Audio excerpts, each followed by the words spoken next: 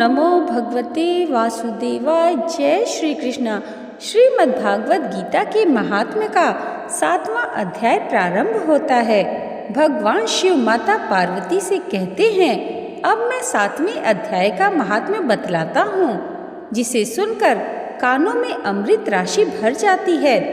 पाटलिपुत्र नामक एक दुर्गम नगर है, जिसका गोपुर बहुत ही ऊंचा है। उस नगर में शंकुकर्ण नामक एक ब्राह्मण रहता था।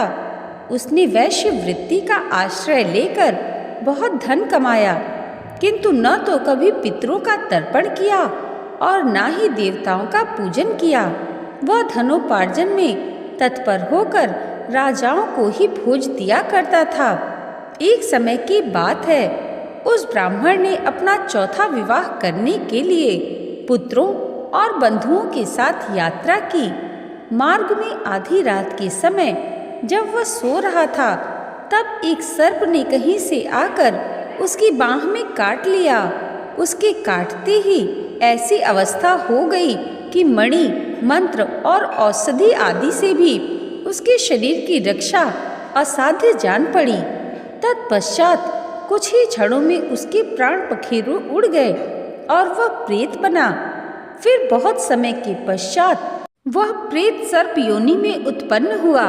उसका वित्त धन की वासना से बंधा था। उसके पूर्व वृत्तांत को स्मरण करके सोचा, मैंने घर के बाहर करोड़ों की संख्या में अपना जो धन गाड़ रखा है, उससे उन पुत्रों को वंचित करके स्वयं ही उसकी रक्षा करूंगा। सांप की योनि से पीड़ित होकर पिता ने एक दिन स्वप्न में अपने पुत्रों के समक्ष आकर अपना मनोभाव बताया। तब उसके पुत्रों ने सवेरे उठकर बड़े विस्मय के साथ एक दूसरे से स्वप्न की बातें कहीं। उनमें से मझला पुत्र कुदाल हाथ में लिए घर से निकला और जहां उसके पिता सर्प योनि धारण करके रहते थे, उस स्थान पर गया। यद्यपि उसे धन के स्थान का ठीक ठाक पता नहीं था, तो भी उसने चिन्हों से उसका ठीक निश्चय कर लिया और लोभ बुद्धि से वहां पहुंचकर वहां खोदना प्रारंभ किया। तब वहां से बड़ा भयानक सांप प्रकट हुआ और बोला, ओ मूढ़, तू कौन है? किस लिए आया है? यह बिल क्यों खोद रहा है? किसने तुझे भेजा है? ये सारी बातें मेरे सामने बता। पुत्र कहा, मैं आपका पुत्र हूँ, मेरा नाम शिव है। मैं रात्रि में देखे हुए स्वप्न से विस्मित होकर यहाँ का सुवर्ण लेने के कौतूहल से आया हूँ। पुत्र की यह वाणी सुनकर वह सांप हंसता हुआ उच्च स्वर से इस प्रकार स्पष्ट वचन बोला, यदि तू मेरा पुत्र है तो मुझे शीघ्र ही बंधन से मुक्त कर। मैं अपने पूर्व जन्म के गाड़े हुए धन के ही लिए सर्प योनि में उत्पन्न हुआ हूँ। पुत्र ने कहा, पिताजी, आपकी मुक्ति कैसे होगी? इसका उपाय मुझे बतलाइए, क्योंकि मैं इस रात में सब लोगों को छोड़कर आपके पास आया हूँ। पिता बोला, बेटा, गीता के अमृत में 7वें अध्याय को छोड़कर मुझे मुक्त करने में तीर्थ, दान, तप और यज्ञ भी सर्वथा समर्थ नहीं है। केवल गीता का 7वां अध्याय ही प्राणियों के जरा, मृत्यु आदि दुखों को दूर करने वाला है। पुत्र, मेरे श्राद्ध के दिन गीता के 7वें अध्याय का पाठ करने वाले ब्राह्मण को श्रद्धा पूर्वक भोजन कराओ। इससे निसंदेह मेरी मुक्ति हो जाएगी।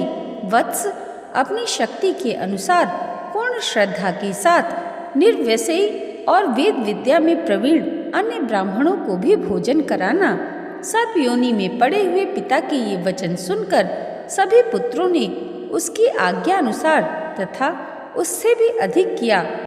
तब शंकुकर्ण ने अपने सर्प शरीर को त्याग कर दिव्य देह धारण किया और सारा धन पुत्रों के अधीन कर दिया।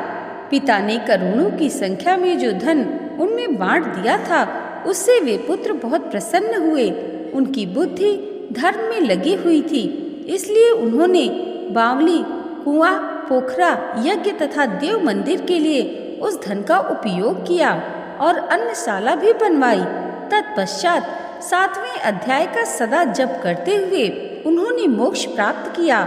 हे पार्वती, यह तुम्हें 7वें अध्याय का महात्म्य बतलाया, जिसके श्रवण मात्र से मानव सब पातकों से मुक्त हो जाता है। यहाँ पर श्रीमद् भागवत गीता के महात्म्य का 7वां अध्याय समाप्त होता है। दोस्तों, भगवान भोलेनाथ और माता पार्वती की कृपा आप सबके जीवन पर सदैव ऐसे ही बनी रहे, इसी मंगल कामना के साथ मिलते हैं अगली वीडियो में श्रीमद् भागवत गीता के महात्म्य के 8वें अध्याय के साथ। तब तक के लिए जय माता दी, जय श्री हरि।